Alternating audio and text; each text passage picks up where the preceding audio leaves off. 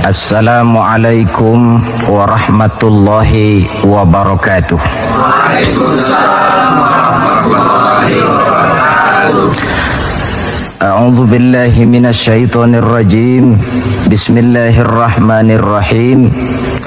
Wal 'asri innal insana lafi khusr illa alladzina amanu wa 'amilus shalihat wa tawasaw bil haqqi wa tawasaw bis sabr.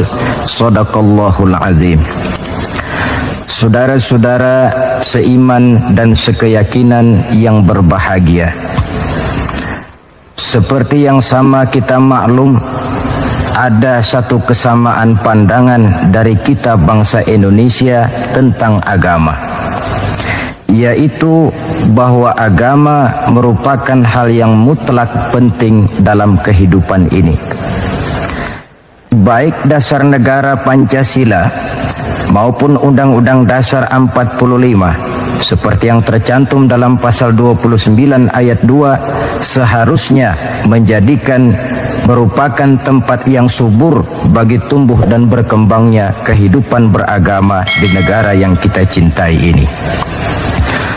Namun dalam kenyataannya tidak semua orang yang mengatakan agama itu penting lalu mau hidup mengikuti aturan agama. Lebih celaka lagi kalau agama hanya sekedar dijadikan lipstik, pemanis bibir, penghias hidup. Agama cuma sekedar seminar, muktamar, kongres atau tulisan besar-besar, tetapi yang tidak pernah terwujud di dalam kehidupan nyata sehari-hari. Oleh karena itu, dalam rangka ikut serta memantapkan kehidupan beragama di negara yang kita cintai ini, pada pertemuan kita kali ini saya akan mencoba menjelaskan bagaimana seharusnya sikap seorang muslim terhadap Islam.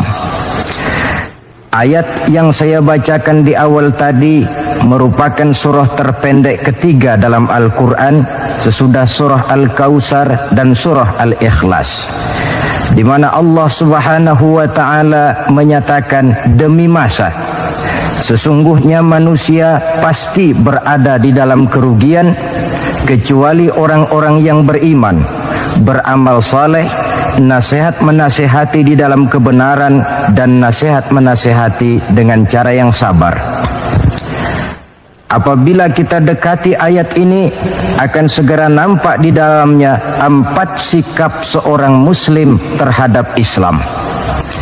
Sikap yang pertama, seorang muslim adalah seorang yang mengimani Islam, amanu, sebagai way of life, sebagai pandangan dalam kehidupan ini. Masalahnya kemudian, bagaimana seorang muslim mengimani Islam sebagai agamanya?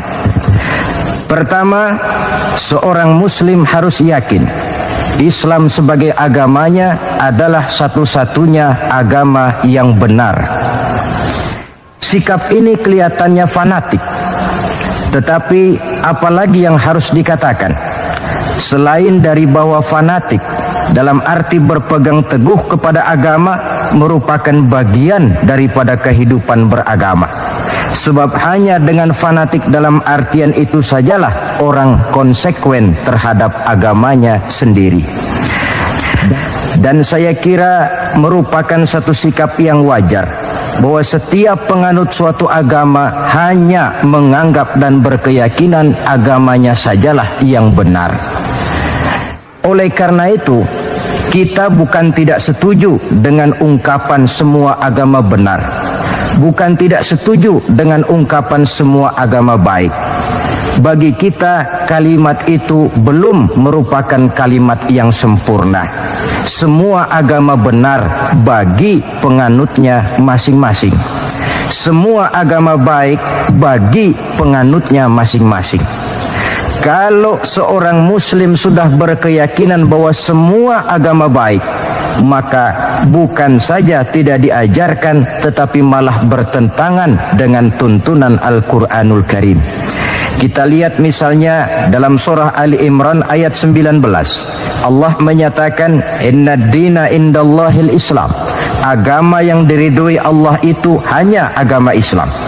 Selanjutnya dalam Ali Imran 85 Allah menjelaskan, "Wa may yabtaghi ghairal islami dinan fala yuqbala minhu fa huwa fil akhirati minal khasirin." Orang yang mencari agama selain daripada Islam, maka agamanya tidak akan diterima dan di akhirat nanti dia akan termasuk ke dalam golongan orang-orang yang merugi.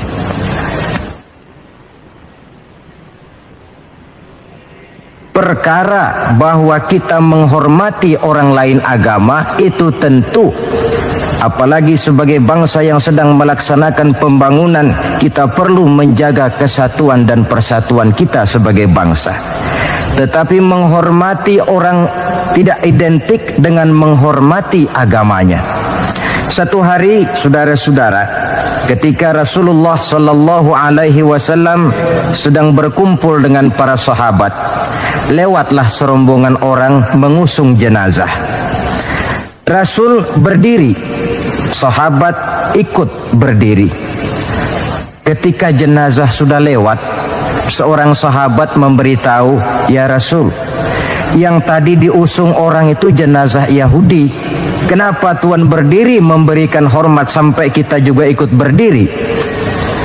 "Jenazah Yahudi," kata Rasul. "Iya." "Orang bukan itu?" "Ya orang, kalau orang sih." Nah, kalau kau lihat orang diusung macam itu berdiri, sudah mati sekalipun masih diberikan penghormatan.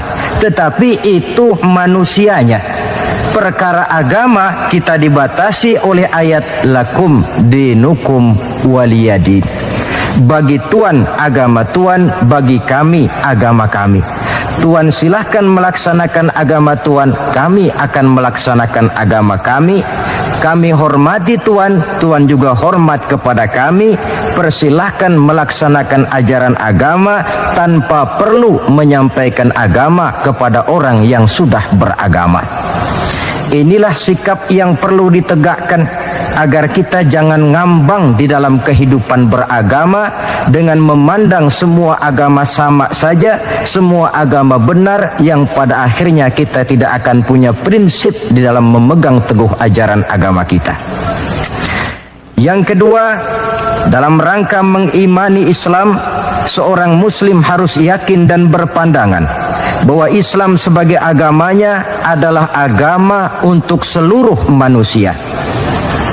Kalau Nabi Nuh diutus oleh Allah cuma untuk kaumnya saja, Nabi Ibrahim pun untuk umatnya saja, Nabi Musa demikian pula, Nabi Isa pun begitu.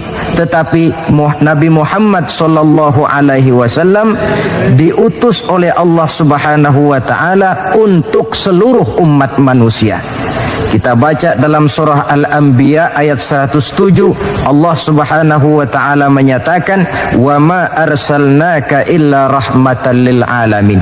Kami tidak mengutus engkau wahai Muhammad melainkan untuk menjadi rahmah bagi seluruh alam. Dewasa ini saudara-saudara, kita melihat timbulnya gejala di mana orang menganggap seolah-olah agama itu barang impor. Islam katanya kiriman Arab. Buktinya Quran bahasa Arab, hadis bahasa Arab, sholat menggunakan bahasa Arab. Nah, akibat timbulnya pemikiran semacam ini, mulai nampak gejala orang menghindarkan diri daripada Islam. Sebenarnya bahwa Arab sebagian besar memang Islam, itu harus kita akui. Tetapi bahwa Islam bukannya Arab, itu pun juga merupakan kenyataan. Perkara kemudian Quran menggunakan bahasa Arab tidak lain karena Rasulullah Sallallahu Alaihi Wasallam diutus oleh Allah di tengah masyarakat Arab ketika itu. Tapi ini tidak berarti bahwa Quran cuma untuk orang Arab saja. Bisa kita lihat dari bukti-bukti yang ada dalam Quran itu sendiri. Pertama, tidak ada satu ayat Quran pun yang ditujukan khusus kepada orang Arab semata-mata. Misalnya, ya ayyuhal arabiyyun, hai orang-orang Arab, tidak ada. Yang banyak kita temukan itu ya ayyuhan nas, wahai manusia. Digunakan kata yang bersifat umum. Manusia yang mana? Yang mana saja asal merasa manusia. Kalau tidak merasa manusia, tentu tidak perlu terpanggil dengan ayat ini. Lalu sholat menggunakan bahasa Arab. Tentu Islam telah mengikat kita dengan akidah. Sama Allah yang kita sembah, sama arah yang kita tuju dalam menyembah, sama bacaan yang kita baca, sama bahasa yang kita gunakan. Dari persamaan-persamaan semacam itu timbul ilaqah ruhiyah, mekanisme psikis yang pada gilirannya mengikat nilai-nilai persaudaraan yang lebih erat lagi. Cobalah kalau misalnya sholat saja dibiarkan tiap orang menggunakan bahasanya sendiri-sendiri, itu di samping akan menimbulkan berbagai kesulitan, kontak batin tidak akan cepat terwujud. Taruhlah misalnya yang jadi imam menggunakan bahasa Indonesia. Dia takbir dalam bahasa Indonesia bukan dengan Allahu Akbar, barangkali dia akan baca Tuhan yang Maha Besar. Datang lagi yang jadi makmum dari Padang, lain lagi gaya bahasanya, bukan Allahu Akbar, dia akan baca Allah nan gadang. Datang pula kemudian saudara kita dari Jawa Barat, takbir lagi dia dengan bahasanya Gusti Allah anu ageng. Lalu paling akhir barangkali datang anak Betawi, jadi makmum dia takbir lagi pakai bahasa Betawi, Tuhan yang gede banget. Kalau cara sholat saja sudah semacam ini, mekanisme psikis itu kan tidak akan cepat terwujud. Jadi bahwa Arab memang Islam, tapi Islam bukannya Arab. Sama dengan logika bahwa monyet itu adalah binatang, tetapi binatang bukan monyet. Monyet cuma salah satu jenis dari sekian ratus jenis binatang yang ada di alam ini. Sebab itu mengikuti Islam tidak berarti mengikuti Arab, tetapi mengikuti kebenaran yang diturunkan oleh Allah Subhanahu wa ta'ala. Maka seorang muslim harus yakin Islam adalah agama untuk seluruh manusia. Yang ketiga, dalam rangkaian mengimani Islam, seorang muslim harus yakin dan berpandangan Islam sebagai agamanya adalah agama terakhir yang dibawa oleh Rasul terakhir. Tidak ada Rasul sesudah beliau dan tidak ada agama lagi sesudah Islam.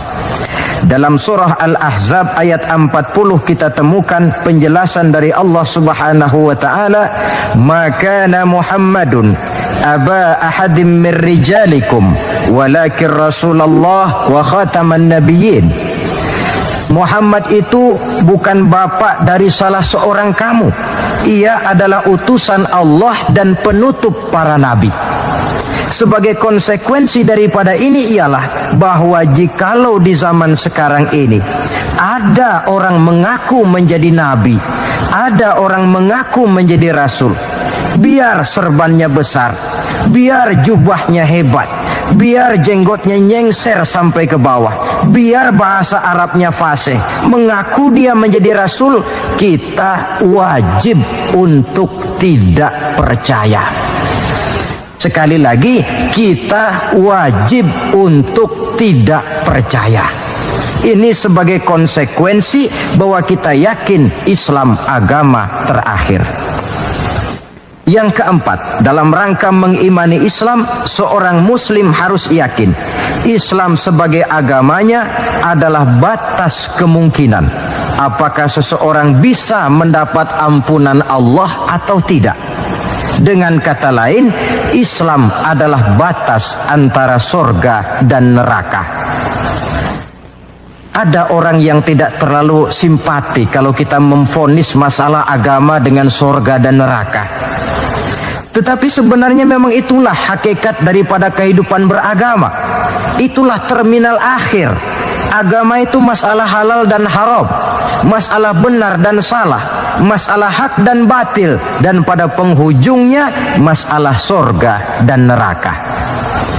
Dalam Islam artinya dalam tauhid. Dalam tauhid artinya dalam daerah kemungkinan memperoleh ampunan. Di luar Islam, di luar tauhid. Di luar tauhid, syirik. Sedangkan syirik merupakan dosa yang tidak berampun. Kita baca dalam surah An-Nisa ayat 48 yang diperkuat pada surah yang sama ayat 116. Allah menjelaskan, innallaha la yaghfiru ayyushraka bihi syai'a wa yaghfiru ma duna dzalika liman yasha. Allah tidak akan memberikan ampun kepada orang yang menyekutukannya dengan sesuatu, tapi Allah akan mengampunkan dosa yang selain itu bagi orang yang dikehendakinya. Jadi yang namanya dosa, sepanjang tidak syirik, sepanjang orang tidak menyekutukan Allah, bagaimanapun besarnya dosa, masih dalam batas-batas kemungkinan memperoleh ampunan Allah.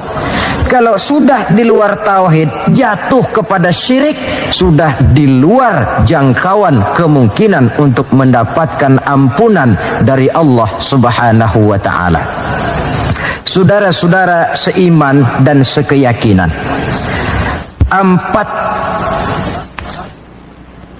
empat cara di dalam kita mengimani Islam ini pada gilirannya akan memberikan warna di dalam kehidupan kita.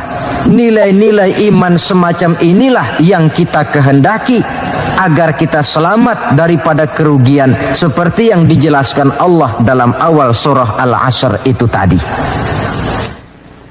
Nah, sekarang sikap yang kedua. Bagaimana sikap seorang muslim terhadap Islam setelah amanu, setelah dia mengimani Islam? Yang kedua, wa amilus shalihat. Seorang muslim adalah seorang yang mengamalkan Islam. Sebab apa? Kita tentu maklum, iman konsepsi ideologis yang bersifat abstrak. Sedangkan amal refleksi yang ditimbulkan oleh nilai-nilai iman itu. Iman ibarat strom, tidak nampak oleh pandangan mata zahir. Kita tidak bisa melihat strom itu. Yang bisa kita lihat gejala yang ditimbulkan oleh strom, baik dalam bentuk terang misalnya, suara, gema, gerak, dan sebagainya. Iman tentu saja tidak kelihatan, tapi bisa dinilai dari amal yang dikerjakan oleh orang. Artinya, kalau ada iman, tentu dia beramal. Iman mendorong manusia untuk beramal.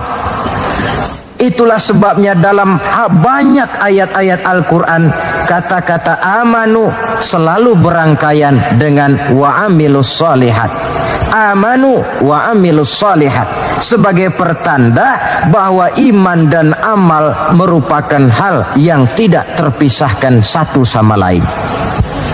Nah, untuk bisa hidup mengamalkan Islam, tentu harus didahului dengan mengilmui Islam. Sebab bagaimanapun juga mengamalkan Islam tanpa didasari oleh mengilmui Islam, maka besar kemungkinan amaliyah kita akan sia-sia adanya. Yang akan rugi tentu kita sendiri. Oleh sebab itu, setelah mengimani Islam, kita berkewajiban mengamalkan Islam dengan didahului oleh pengetahuan tentang Islam.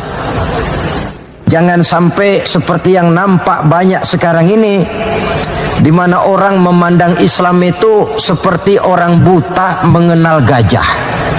Ini yang barangkali dalam istilah para sosiolog disebut dengan frame of reference, kacamata pandangan yang salah. Ada 3 orang buta dilepas ke kebun binatang, disuruh kenal gajah. Saya yakin laporannya pasti lain-lain. Orang buta pertama datang, lapor Pak, yang namanya gajah kecil, panjang seperti ular. Kenapa dia laporan macam ini? Sebab kebetulan yang dia pegang ekornya.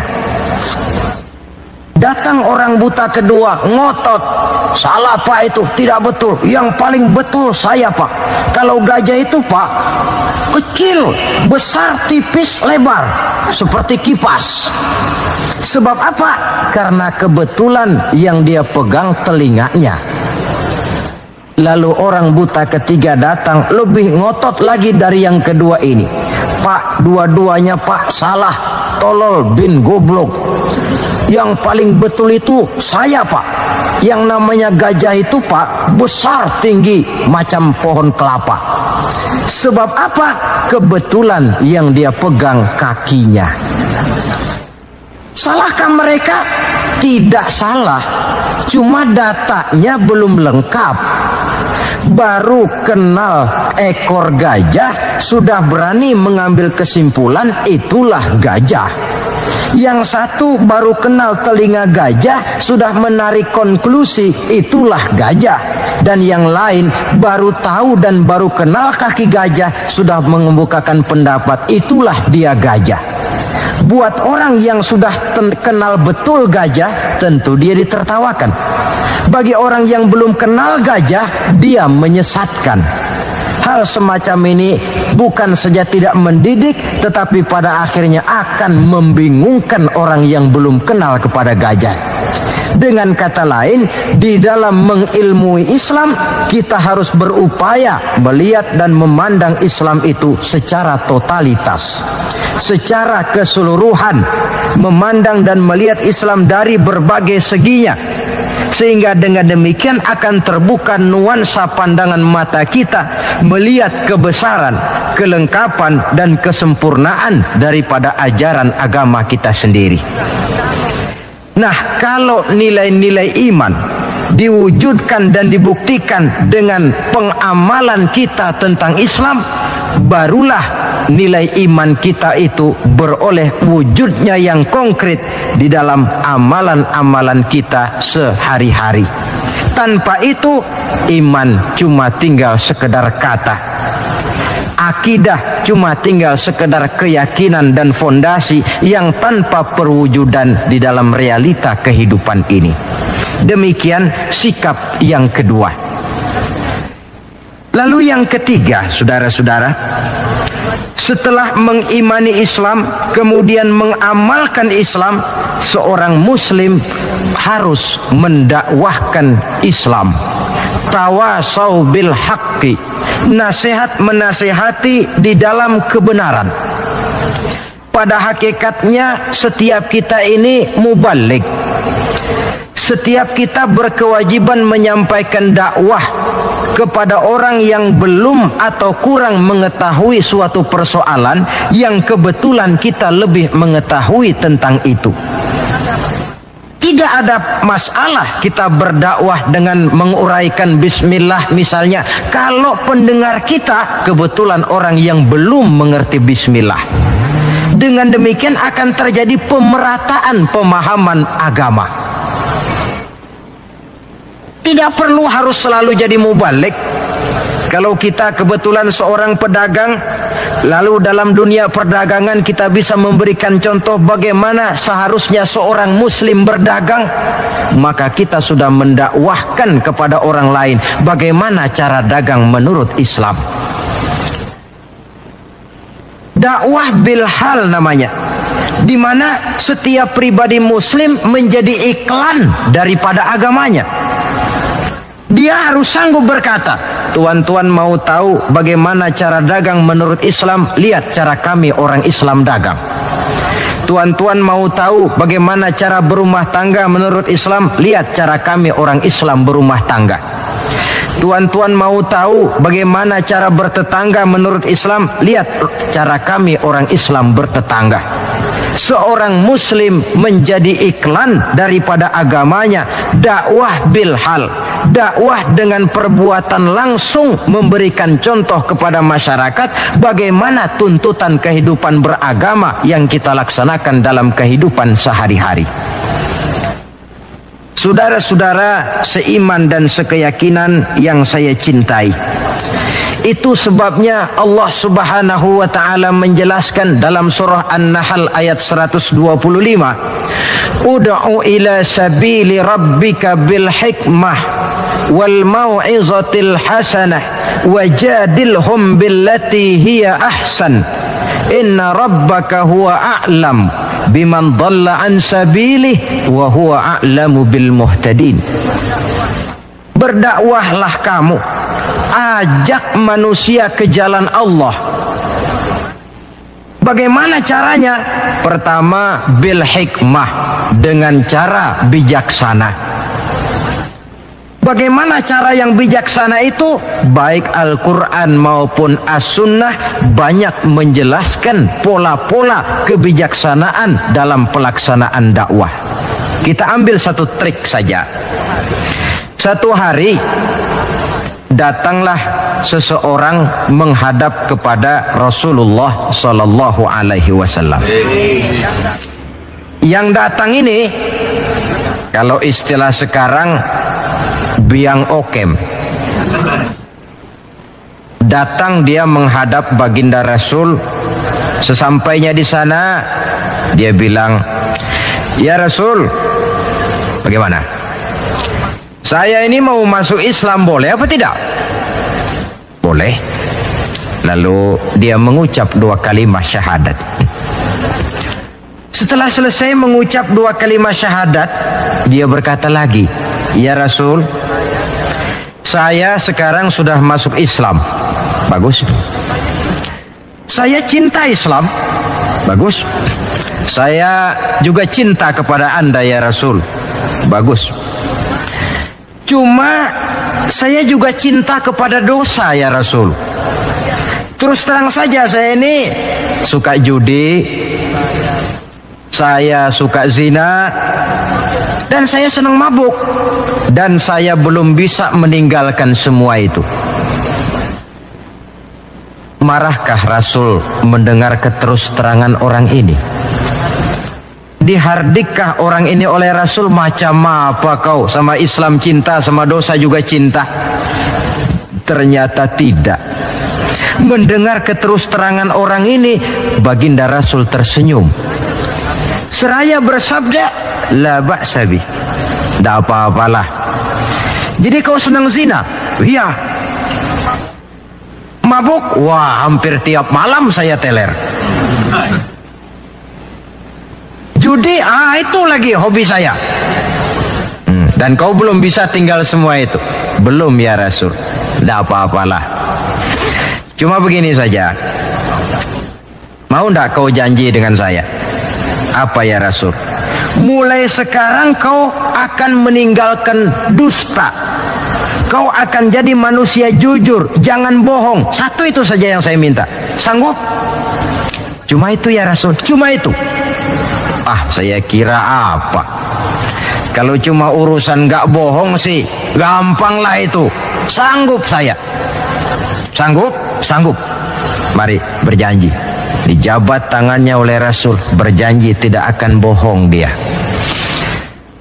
Dalam perjalanan pulang, orang ini berkata dalam hati, "Ma ashala ma talaba hadzan nabil karim."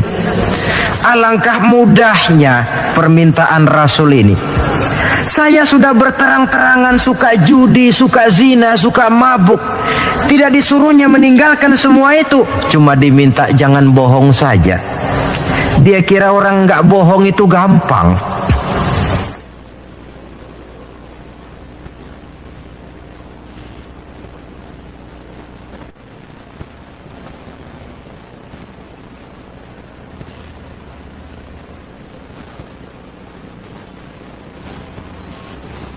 Padahal, saudara, Nabi Ibrahim itu satu hari pernah nangis. Allah tegur Ibrahim, "Kenapa nangis kamu ini?" Kata Nabi Ibrahim, "Ya Allah, bagaimana saya tidak nangis? Saya ingat-ingat Nabi Adam itu dosanya cuma satu, tidak boleh makan buah khuldi, dia makan. Kau begitu murka, kau usir dia dari surgamu. Saya ini ya Allah, seumur hidup saya pernah 3 kali bohong. Bagaimana saya mengharap surgamu? Itu yang bikin saya nangis. 3 kali seumur hidup, 3 kali bohong. Nabi Ibrahim nangis.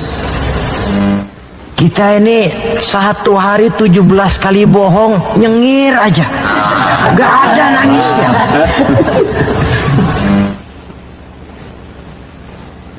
Saudara hadirin, demikianlah orang ini pulang ke rumah dengan satu anggapan dalam hatinya bahwa apa yang diminta oleh Rasul adalah sesuatu yang mudah.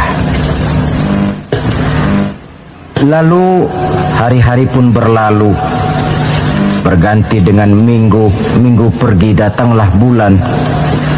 Sampai pada suatu hari ketika orang ini sedang berjalan, dia melihat seorang perempuan dengan paras yang cukup cantik. Datang syahwatnya. Rupanya orang ini termasuk kelas tegangan tinggi juga.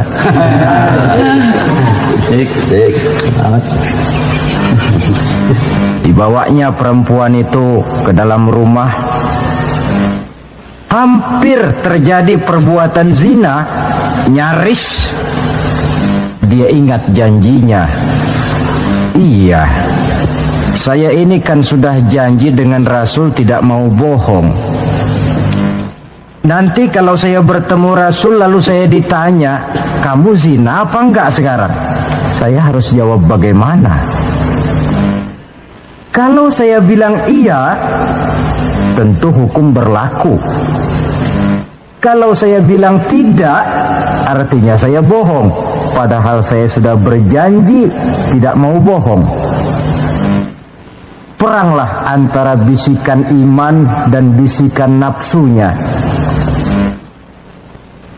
Ternyata kemudian bisikan iman ini menang. Tidak jadi dia lakukan perbuatan zina itu.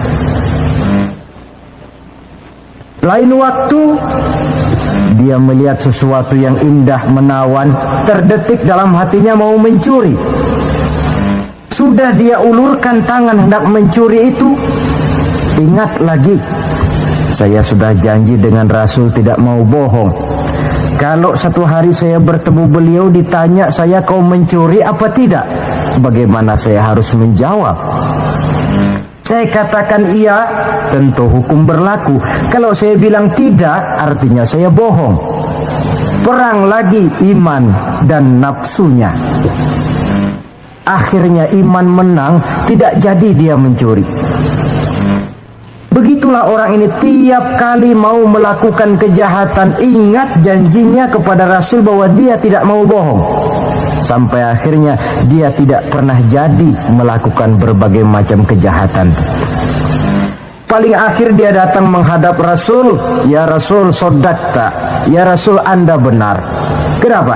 Yang Anda minta cuma satu, jangan bohong. Tapi rupanya itu pokoknya ya Rasul. Saya ternyata tidak berkutik. Sampai paling akhir dia menjadi salah seorang sahabat yang terbaik dari baginda Nabi. Sebab apa? Hanya diminta meninggalkan bohong oleh Rasul. Ini pola dakwah yang dilaksanakan oleh Rasul dengan cara bijaksana. Prosesingnya melalui tahapan yang sesuai dengan kemampuan orang. Contoh lain, satu hari datanglah seorang sahabat melapor, halaktu ya Rasulullah, wahai Rasul celaka saya ini. Ma'ahlakaka, apa yang bikin kamu celaka? Dia bilang, waqa'tu ala imra'ati fi Ramadan. Saya lagi puasa Ramadan, saya nggak tahan sama istri saya itu. Lalu nyelonong ya Rasulullah. Rupanya pengantin baru ini. Kata Rasul, nyelonong bagaimana? Ya nyelonong-nyelonong. Kalau memang begitu, bayar dendanya. Apa dendanya ya Rasul? Bebaskan budak. Waduh, saya tidak punya budak ya Rasulullah. Tidak punya? Tidak punya. Puasa 2 bulan berturut-turut. Ya Rasul, tidak kuat saya. Tidak kuat? Tidak kuat. Jangankan yang 2 bulan, yang sebulan aja nyelonong. Bagaimana yang 2 bulan? Saya tidak sanggup ya Rasul. Kalau memang tidak sanggup juga, beri makan 60 fakir miskin, 1 orang 1 mud. Ya Rasul, jangankan memberi makan 60 fakir miskin. Istri saya ini di rumah 1 hari masak, 3 hari libur. Saya ini orang susah. Lagi pula saya pikir orang ini kebangetan juga. Sudah melarat sama larangan kok berani. Rasul tersenyum kemudian masuk ke dalam kamar. Keluar lagi beliau membawa sekeranjang kecil kurma. Kalau kau memang tidak punya apa-apa, bawa pulanglah ini, sedekahkan kepada orang-orang miskin di kampungmu sebagai pembayar dendamu. Ya Rasulullah, apa lagi? Di kampung saya itu yang paling miskin saya. Bukan main. Akhirnya Rasul cuma senyum, beliau bilang, ya sudah, bawa pulanglah nih, beri makan anak istrimu di rumah. Sudah melanggar larangan, dapat korma pula. Pola kebijaksanaan semacam ini menunjukkan elastisitasnya watak Islam itu. Tidak kalau sudah begitu ya mesti begitu. Kita saja kan besarnya lewat tahapan. Begitu lahir kita cuma minum air susu ibu. Meningkat besar sedikit baru kita makan pisang. Bila sudah besar lagi, agak besar lagi, baru bubur. Sudah besar betul, baru makan nasi.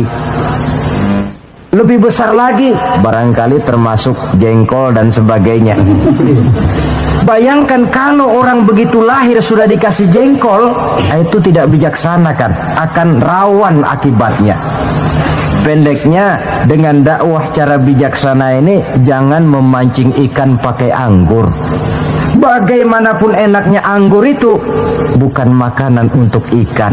Inilah makna tuntunan Nabi, khatibin nasa ala qadri uqulihim.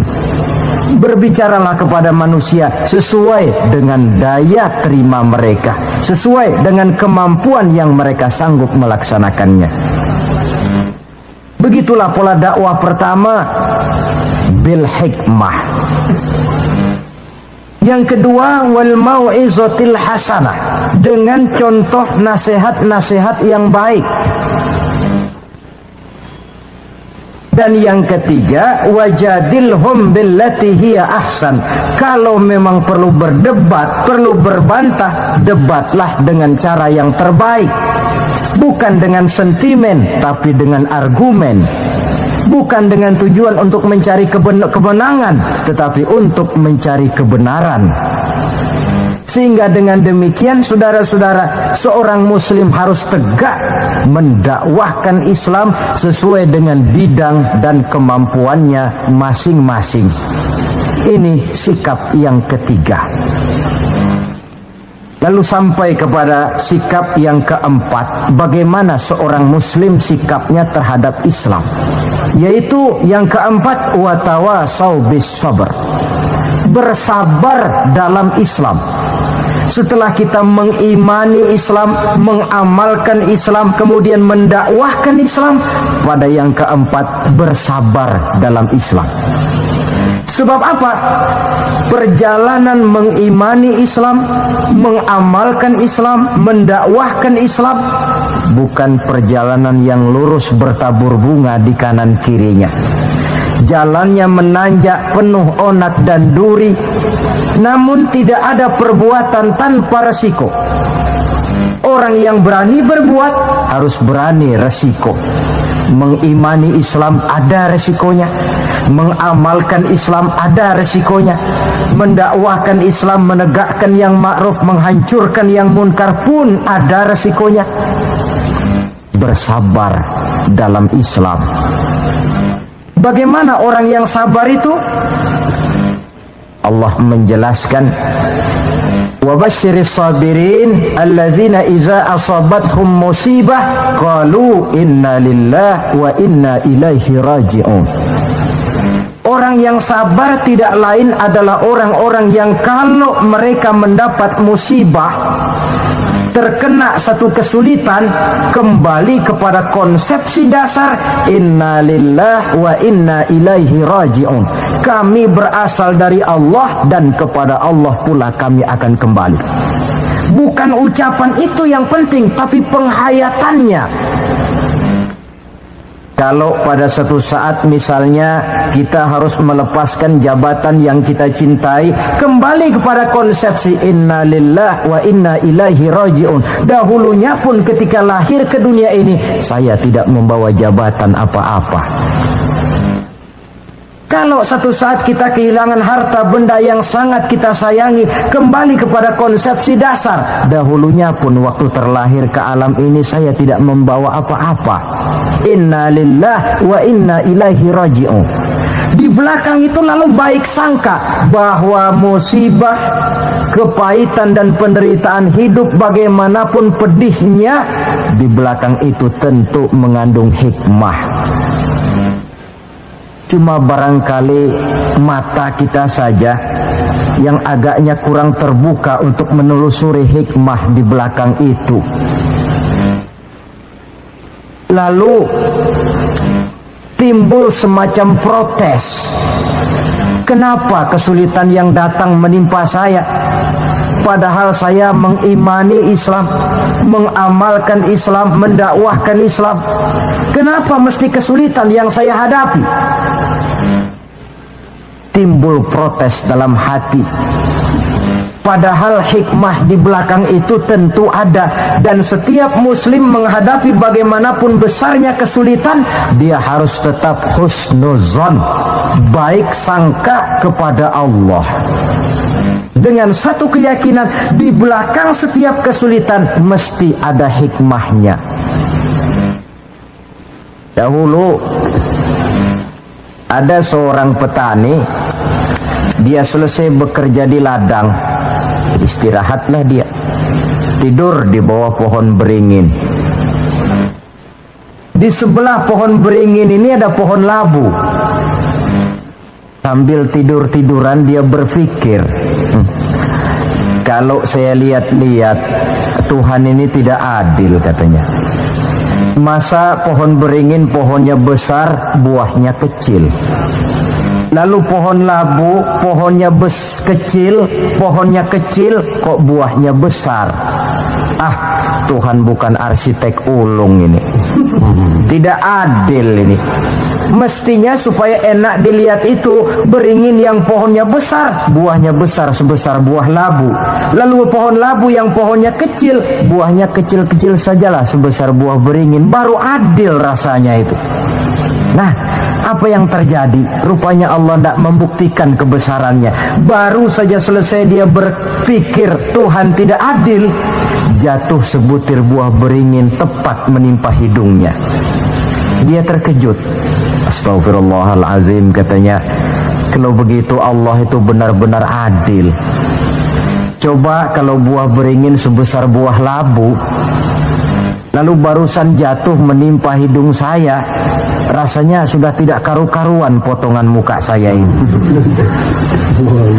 Baru terbuka pandangan matanya, baru terlontar perkataan Allah Maha Adil setelah dia bertemu dengan pengalaman yang dia rasakan sendiri.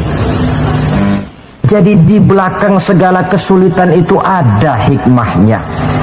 Di belakang segala kepahitan hidup itu ada manisnya.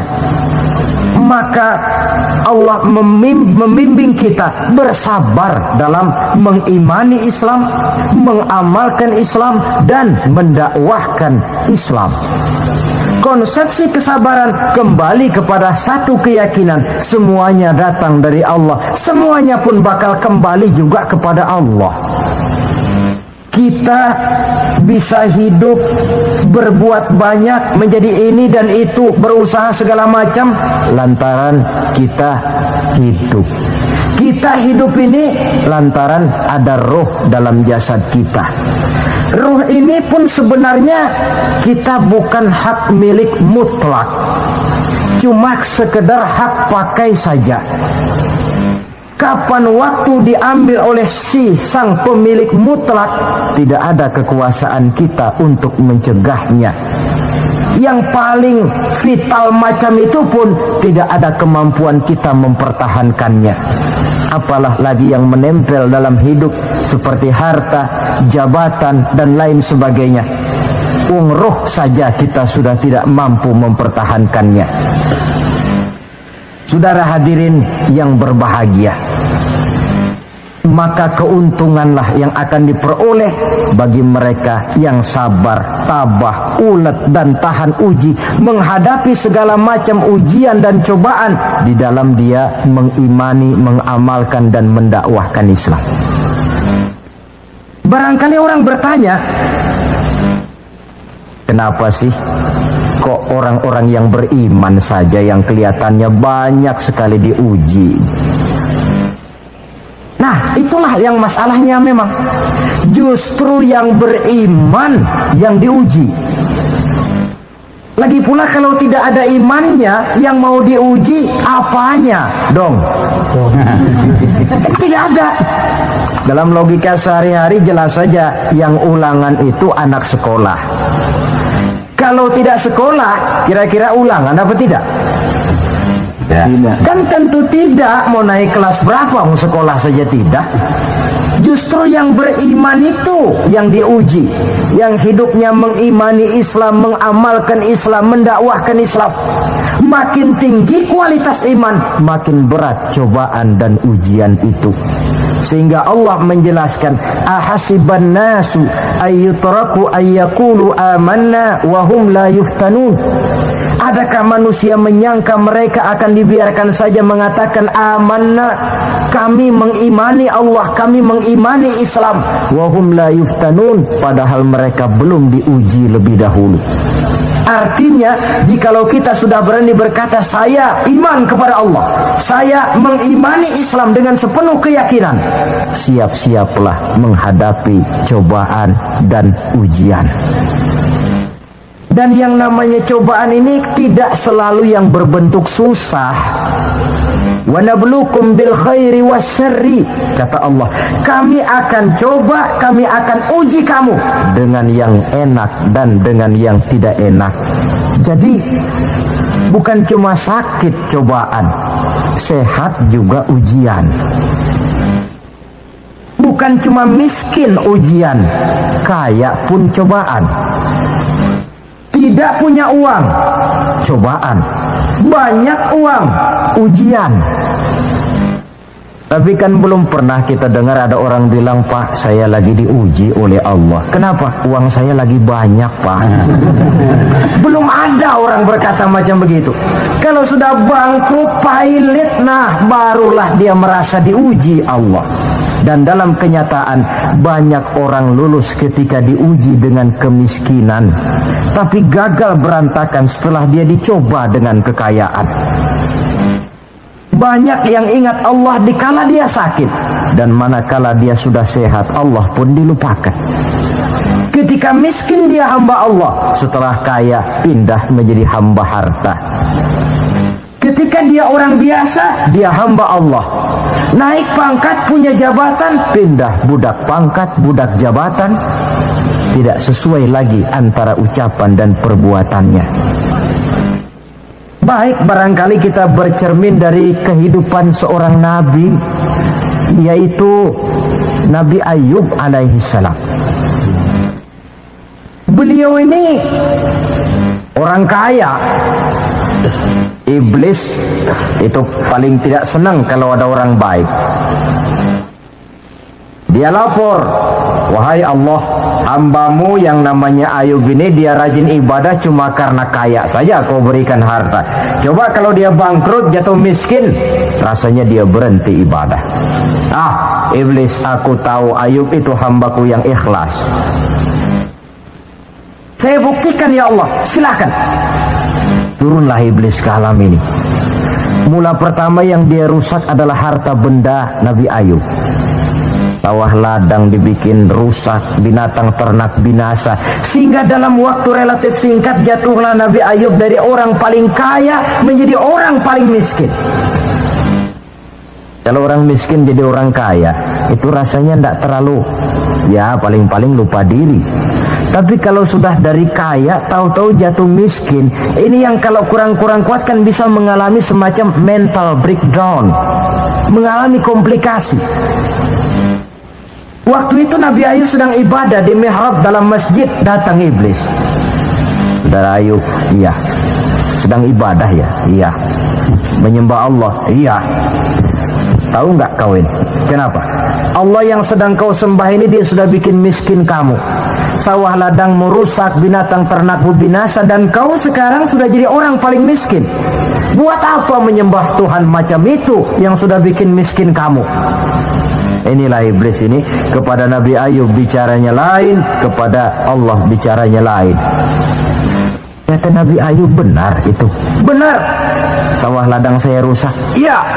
Binatang ternak saya binasa. Iya. Dan saya sekarang jadi orang paling miskin. Betul.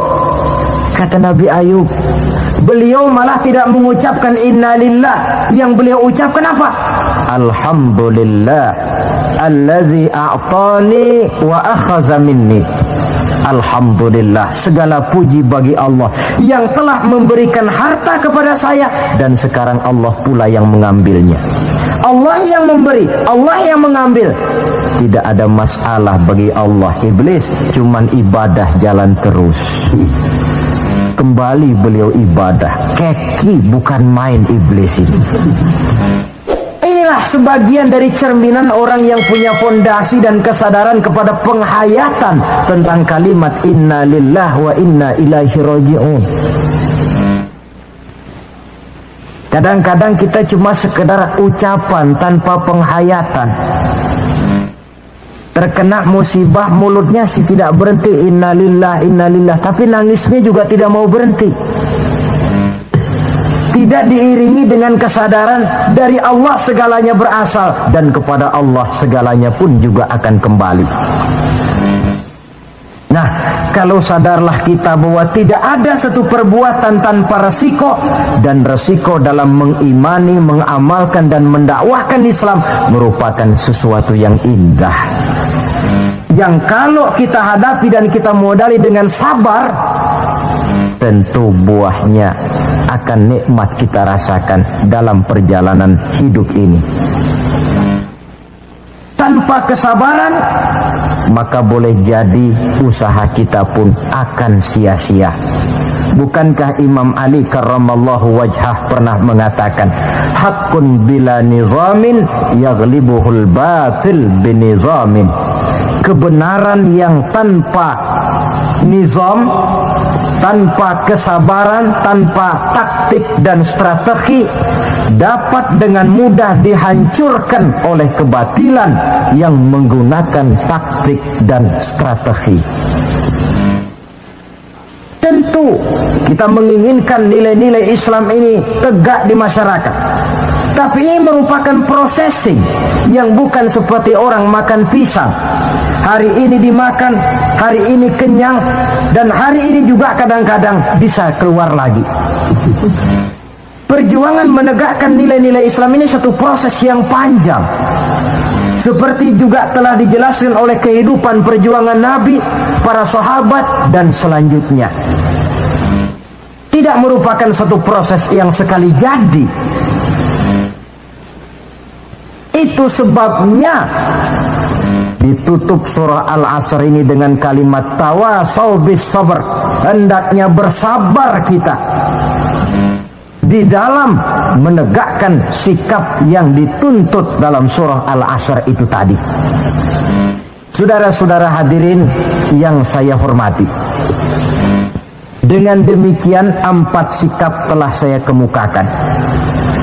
Dari 4 sikap ini ternyata seorang muslim dituntut untuk menjadi pengiman Islam, pengamal Islam, dan pengawal Islam.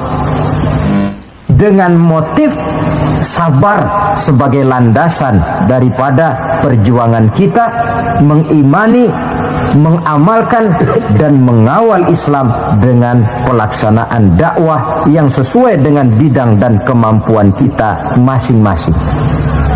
Yang kita harapkan tentunya bahwa nilai-nilai keimanan kita ini mewarnai kehidupan dan menjadi warnanya hidup. Saya kira pun pembangunan akan lebih berhasil, Pancasila akan lebih aman di negara ini kalau dijaga dan dikawal oleh orang-orang yang teguh memegang agama dengan segala konsekuensinya. Mengimani agamanya dan iman itu menjadi warnanya kehidupan. Dengan kata lain, kalau iman ini sudah ikut kemanapun kita pergi dan dimanapun kita berada, itu sebenarnya sumber etika otonom. Bukankah satu bangsa yang baik selalu terdiri dari masyarakat yang baik? Masyarakat yang baik terdiri dari warga yang baik. Warga yang baik terdiri dari keluarga yang baik. Dan keluarga yang baik terdiri dari pribadi yang baik. Nah, pribadi akan menjadi baik kalau dia dikontrol oleh nilai keimanannya. Sebab apa? Puncak keimanan yang tertinggi sebenarnya tidak lain manakala seseorang sudah merasakan kehadiran Allah dekat dalam hidupnya. Kalau itu sudah dimiliki, apalagi yang lebih mampu mengontrol kita, merasakan kehadiran Allah dekat dalam hidup. Sebab itu sebagai akhir, bawalah iman ini kemanapun kita pergi dan dimanapun kita berada. Kadang-kadang iman kita ini kan cuma sekedar penunggu rumah. Pegawai negeri mau ke kantor, imannya ditaruhnya di lemari. Sudahlah iman, kau tidak ikut ke kantor. Kalau kau ke kantor nanti aku nggak bisa korupsi. Pedagang ke pasar, iman ketinggalan di rumah. So kalau iman dibawa ke pasar, katanya timbangannya tidak bisa curang. Tertinggallah iman itu di rumah. Iman yang tertanam dalam hati menimbulkan etika otonom, dan etika otonom membuat manusia selalu merasakan kehadiran Allah dekat dalam hidupnya. Kemana lagi tempat kita hendak melakukan kesalahan kalau Allah menjadi daya kontrol yang paling efektif di dalam kehidupan? Inilah yang kita bicarakan pada pertemuan kita kali ini. Semoga Allah memberikan kekuatan kepada kita untuk hidup tegak mengimani Islam, mengamalkan Islam, mendakwahkan Islam, dan bersabar di dalam Islam. Saya akhiri dengan satu ungkapan. Wa qad yurja li jarhi sayfi bur'un wala bur'u lima jarahal lisan. Kalau pedang lukai tubuh, masihkan ada harapan sembuh. Kalau lidah lukai hati, kemana obat hendak dicari. Untuk itu saya mohon dibukakan pintu maaf yang sebesar-besarnya. Semoga yang saya sampaikan ini ada manfaatnya. Usikum wa iyaya bitaqwallah. Aqulu qawli hadza. Wassalamu alaikum warahmatullahi wabarakatuh. Waalaikumsalam warahmatullahi wabarakatuh. Maka di zaman sekarang akhlak kita kepada Allah sering kena erosi, sering kena polusi. Mungkin karena sulitnya lapangan kerja, tingginya tensi ekonomi, persaingan hidup yang makin tajam, sulitnya mencari lapangan kerja, orang kadang-kadang nekat. Sedikit pertimbangan picik, pandangan, mudah melakukan potong kompas, sehingga terjadilah perbuatan-perbuatan yang memelencengkan akhlak kita kepada Allah Subhanahu wa ta'ala. Kadang-kadang terjebak mempercayai selain daripada Allah. Kadang-kadang terjebak di dalam mengagungkan yang selain daripada Allah lebih dari yang seharusnya. Terkenalah akhlak kita kepada Allah jaringan-jaringan erosi dan polusi. Kufur sebagai lawanan daripada tauhid merupakan sifat daripada orang yang tidak berakhlak kepada Allah. Bentuknya pertama bisa syirik. Syirik itu artinya meyakini ada Tuhan lain selain daripada Allah. Itu yang namanya syirik. Jadi percaya Tuhan ada, cuman Tuhannya kelebihan. Itu yang disebut syirik, dan itu merupakan cerminan dari akhlak yang rusak kepada Allah Subhanahu wa ta'ala. Berkeyakinan Tuhan lebih dari satu, berkeyakinan bahwa Tuhan itu beranak atau diperanakkan, atau mengagungkan sesuatu sama dengan Allah, atau menjadikan yang selain Allah sebagai tujuan akhir daripada perjalanan kehidupan ini, maka itu sudah terjebak kita dalam musyrik. Dan syirik satu dosa yang tidak berampun. Bahasa kasarnya, yang namanya syirik itu jenis bapak moyangnya dosa. Saudara-saudara, sebab itu saya pesan, kalau memang terpaksa, biasanya yang tinggal di kota-kota besar itu kalau tidak kepengen dosa kan susah. Kalau terpaksa harus bikin dosa, cari yang kecil-kecil saja, yang kira-kira taubatnya gampang. Umpamanya pulang sholat Jumat nukar sendal, umpama, yaitu jelas dosa. Tapi dosa yang taubatnya agak mudah. Jangan sampai terjebak ke dalam syirik, menyekutukan Allah. Kalau sudah menyekutukan Allah, Allah dimadu, murka benar Allah kepada kita. Innallaha la yaghfiru ayyushraka bih wa yaghfiru ma duna dzalika liman yasha. Allah tidak akan memberi ampun kepada orang yang menyekutukannya dengan sesuatu, tapi Allah mau mengampunkan dosa yang selain itu bagi orang yang dikehendakinya. Jadi orang-orang yang sudah terjebak syirik, menyekutukan Allah, meyakini ada Tuhan lain selain daripada Allah, meyakini Tuhan beranak atau diperanakkan, bagaimanapun baiknya mereka di dunia, bagaimanapun sosial jiwanya, bagaimanapun pemurah tangannya memberikan santunan dan pertolongan kepada orang lain, kalau sudah syirik, seluruh nilai kebaikannya akan tidak ada gunanya lagi, karena tidak ada tempat nilai kebaikan itu bergantung. Sedangkan kita berbuat baik agar diterima oleh Allah. Kalau Allahnya marah kepada kita, siapa yang akan menerima nilai kebaikan itu sendiri? Ini bentuk yang pertama. Yang nyata-nyata menyembah berhala, syirik. Yang nyata-nyata beriktikad Tuhan lebih dari satu, syirik. Atau yang tersamar. Yang tersamar itu yang sering jadi penyakit kita. Saya sejak ada perkutut ini di rumah, perkutut. Saudara-saudara, yang merusak akhlak kepada Allah, yang merusak tauhid setelah syirik, bisa juga berbentuk nifak. Nifak itu sifatnya, orang yang punya sifat nifak disebut munafik. Asal katanya dari nafakun. Nafakun itu satu lubang yang punya dua muka, seperti goa, ada tempat masuk, ada tempat keluar. Maka munafik orang yang punya dua muka.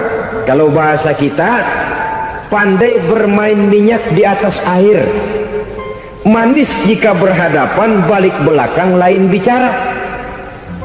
Sehingga apa yang dinamakan nifak, kata Imam Ali Al-Jurjani dalam kitab ta'rifatnya, izharul imanu bil lisan wa kitmanul kufri bil qalbi. Menyatakan, menampakkan iman dengan lidahnya, tapi menyembunyikan kekafiran dalam hatinya. Dengan kata lain, lidahnya mah iman, hatinya mah kafir. Padahal hati itu yang dilihat, padahal hati itu yang dinilai. Kenapa lidahnya mengaku iman? Ya mungkin karena kepepet, mungkin karena kepentingan, mungkin karena ingin mencari kelemahan orang, lalu dia pura-pura beriman, tapi sesungguhnya hatinya kufur. Ini merupakan penyakit munafik. Dan terus terang, menghadapi orang munafik jauh lebih berat daripada menghadapi orang kafir. Kenapa? Munafik ini kan musuh dalam selimut. Mau dibilang musuh nyata-nyata, apalagi di zaman Rasul ya, ketika periode Madinah, berat sekali menghadapi orang munafik. Mau dibilang kafir, kalau ketemu assalamualaikumnya medok juga. Mau dibilang mukmin, di belakang ngegerundel, nyari-nyari penyakit, nyari-nyari lantaran, mencari-cari gara-gara.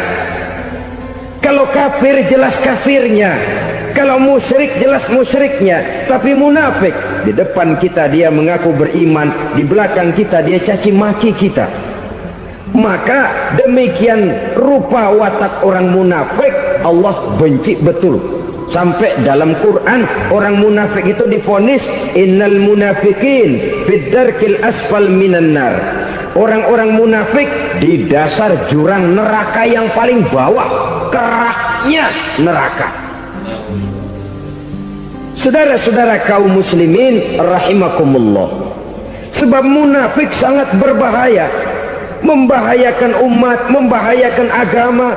Di depan kita mereka ngaku pura-pura beriman, kalau pidato luar biasa memuji agama setinggi langit, menampakkan seolah-olah dia orang yang dekat dengan agama. Saudara-saudara, agama penting, agama mutlak. Tapi yang ngomong begitu agamanya apa? Remeng-remeng. Cuma sekedar lipstick, cuma sekedar dekorasi, cuma sekedar kamuflase, buat ngibuli orang lain.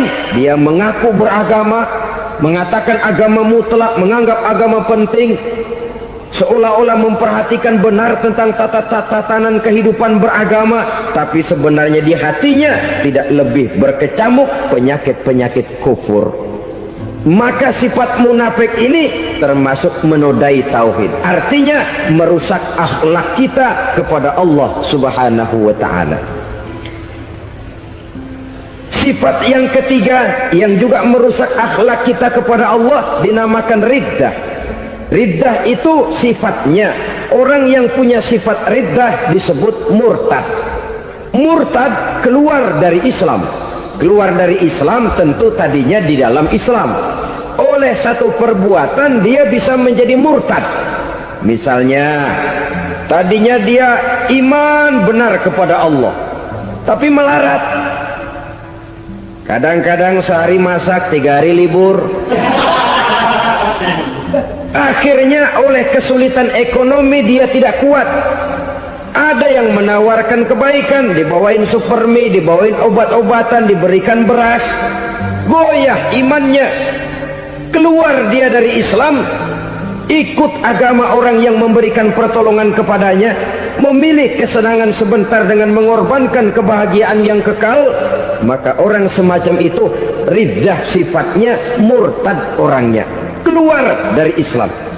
Dan yang menyebabkan kita murtad bukan cuma orang nyata-nyata memproklamirkan diri keluar dari Islam tapi lalu mengikuti agama orang lain. Bukan cuma itu, mengakui ada Rasul lagi sesudah Nabi Muhammad bisa menyebabkan kita murtad.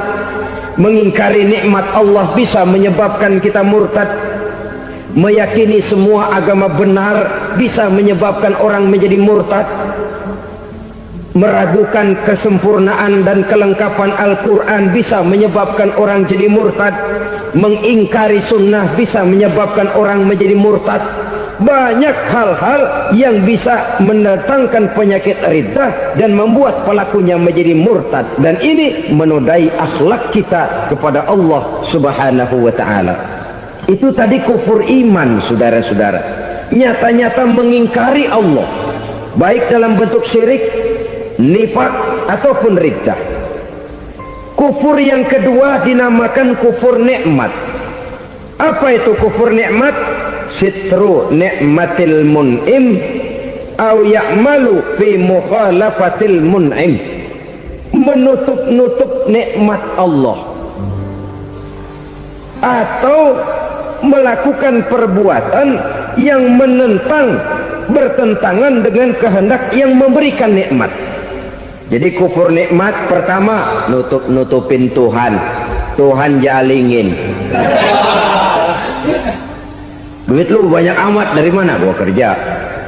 Lalu kerjanya nomor 1. Orang yang berakhlak kepada Allah, dia akan menjawab, kamu uangnya kok banyak dari mana? Rezeki dari Allah. Caranya, saya kerja.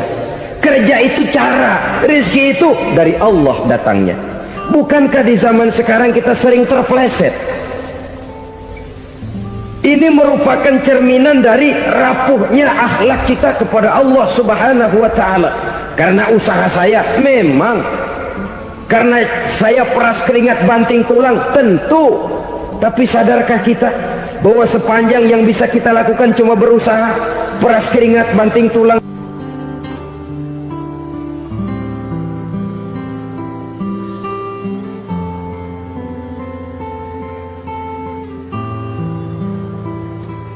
Soal rezeki, soal jodoh, soal maut, kitakah yang mengatur? Kitakah yang menentukan? Subhanallah, manusia sungguh tidak berdaya menghadapi 3 hal paling pokok ini. Rezeki, kita cuma bekerja. Kitakah yang menentukan? Tidak.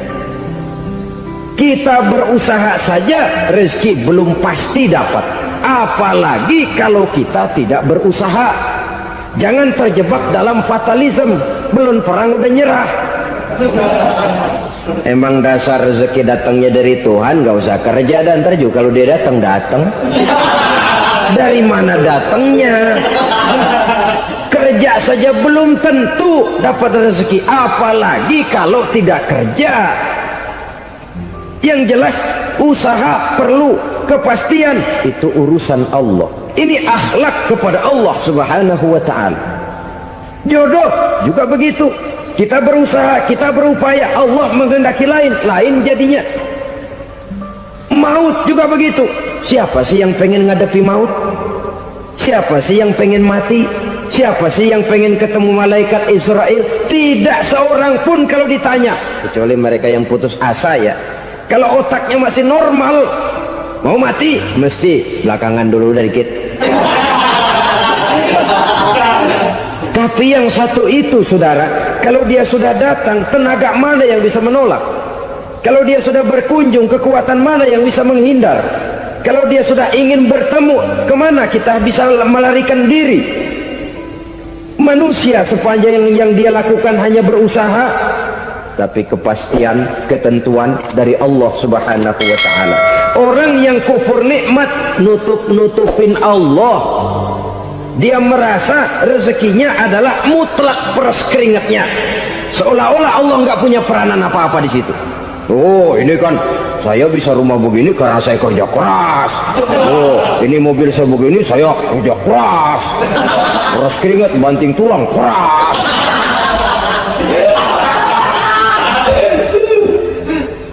Saudara-saudara kaum muslimin rahimahkumullah, jadi menutupi Allah. Akibatnya nanti kalau dia berhasil, Allah ketutupan. Kalau dia gagal, orang lain dicaci maki, dicari kambing hitam. Yang kambing hitam kan mahal, karena orang sering cari-cari kambing hitam. Jarang orang mau jujur kalau bertemu kesulitan lalu mencari sebab pada dirinya sendiri. Yang paling enak ya nyalain orang. Lo begitu. Orang lain yang paling enak kita salahin. Au ya'malu fi mukhalafatil mun'im, atau dia melakukan sesuatu yang tidak sesuai dengan kehendak yang memberikannya nikmat. Diberikan kita tangan, mulut sih nggak berhenti, terima kasih Tuhan, alhamdulillah saya dikasih tangan. Cuma nih tangan enteng mat nabukin orang loh. Itu sudah mukhalafatul mun'im, bertentangan dengan kehendak yang memberikan nikmat. Diberikan harta, mulutnya mah basah, terima kasih Tuhan, alhamdulillah dikasih harta, tapi pelitnya minta ampun, kikir koret medit. Ini juga termasuk kufur nikmat, mempergunakan suatu nikmat bertentangan dengan kehendak daripada yang memberikan nikmat itu sendiri. Saudara-saudara kaum muslimin rahimakumullah, oleh karenanya kufur iman memang lebih bahaya daripada kufur nikmat. Tapi jangan lupa, kufur nikmat bisa menyeret orang kepada kufur iman. Nah, kalau Allah udah dialingin, Tuhan sudah dinomor duain, lama-lama kenapa dia tidak mendewakan dirinya sendiri, mendewakan pangkatnya, mendewa-dewakan otaknya, mendewa-dewakan kemampuannya? Pada awalnya dia memang cuma kufur nikmat, tapi lambat laun kalau ini tidak diobati, secara pasti orang akan mengarah kepada kufur iman. Bisa berbentuk syirik, bisa berbentuk nifak, bisa berbentuk riddah. Saudara-saudara, oleh karena itu menjaga akhlak kepada Allah mutlak penting. Sebab apa? Kita tidak berakhlak kepada manusia saja, kita dikucilkan dari pergaulan. Kalau kita tidak berakhlak kepada Allah, dikucilkan oleh Allah. Hadis qudsi menyatakan, man lam yashkur ala na'mai wa lam yasbir ala balai falyakhruj min tahtis samai falyatlub rabban siwaya. Kata Allah, siapa orang yang tidak mau bersyukur terhadap nikmat yang aku berikan kepadanya dan tidak mau sabar terhadap ujian yang aku berikan kepadanya, falyakhruj min tahtis samai, persilahkan saja keluar dari kolong langitku, waliyatlub rabban siwaya, tolong cari Tuhan lain selain daripada aku. Murka Allah, diusir, cuman gak kedengeran aja. Siapa yang tidak mau syukur terhadap nikmatku, siapa yang tidak mau sabar terhadap ujian yang aku berikan kepadanya, persilahkan keluar dari kolong langitku ini, cari Tuhan lain selain aku.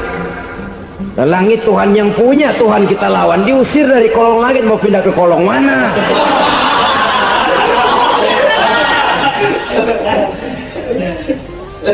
Jadi jangan merasa kufur nikmat kan enteng. Iya, kelihatannya begitu, tidak sebahaya kufur iman. Tapi kufur nikmat ini merupakan anak tangga yang kalau kita sudah mulai naik, kita akan naik terus sampai kepada tingkat di mana kita mengalami kufur iman.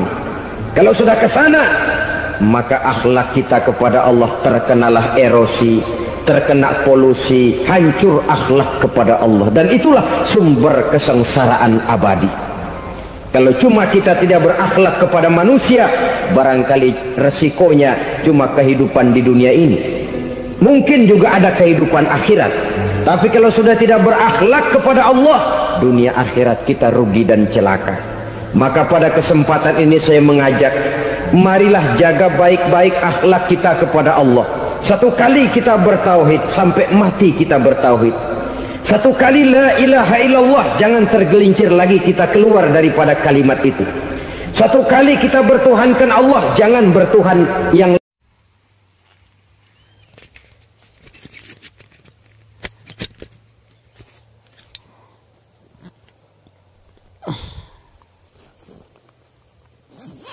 jalan ke gunung ya.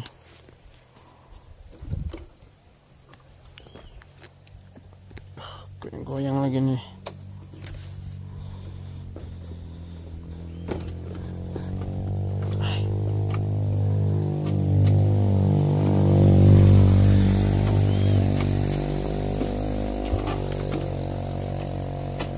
Sorry guys, lihat di tripodnya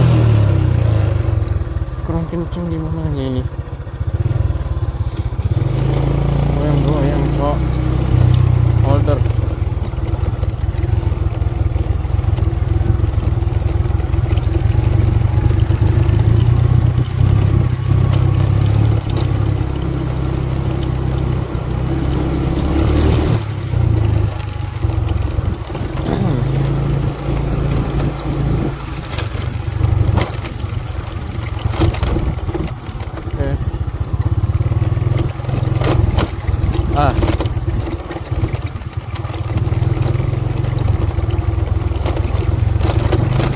Oh shit, damn.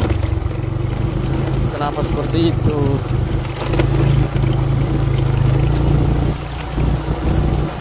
Kayaknya perlu disetting outletnya. Hey, Allah, seperti mau jatuh.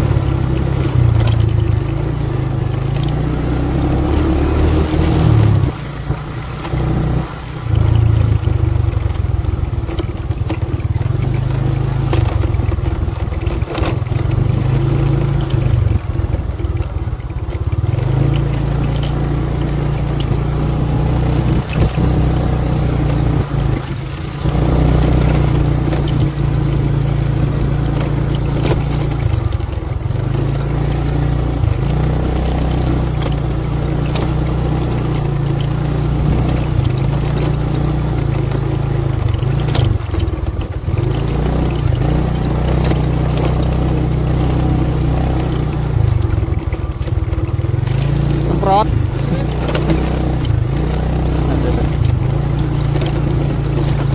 Oh shit. Tidak begini.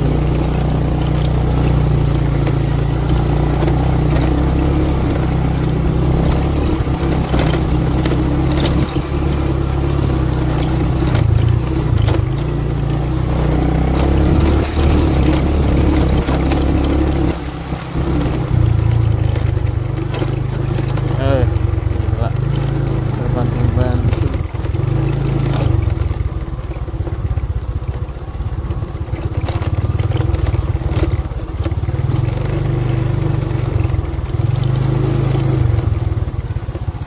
Hey. Bisa guys jalannya.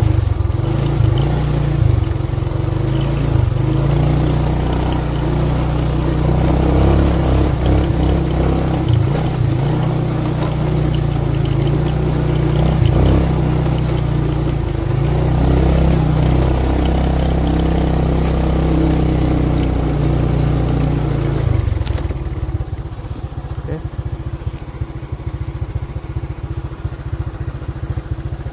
Gimana nyetingnya ini guys? Ini kayak bus jalan doang, kalau buat naik motor nggak bisa.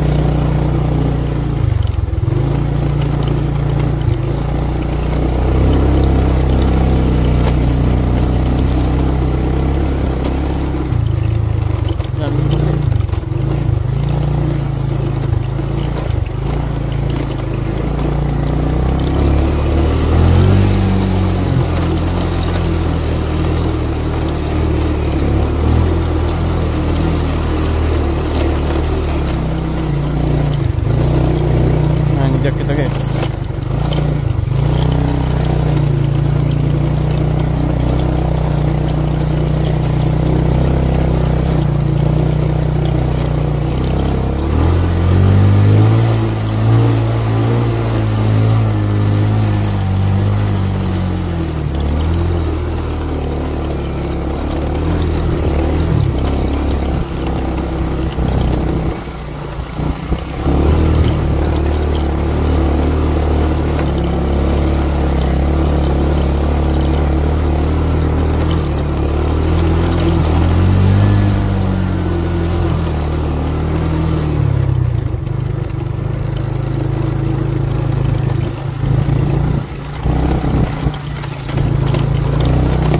Wow.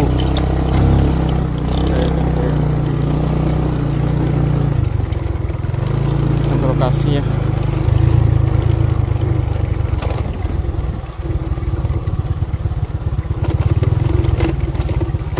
Udah mulai tumbuh lagi rumputnya.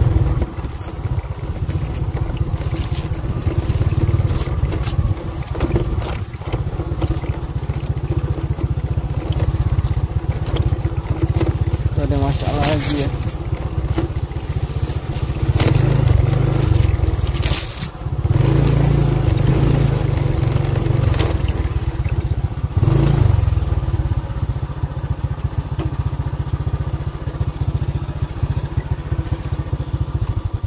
Sampai juga tuh.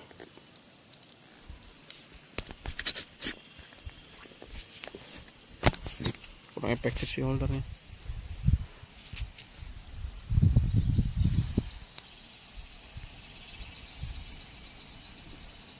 Dengan anginnya deras.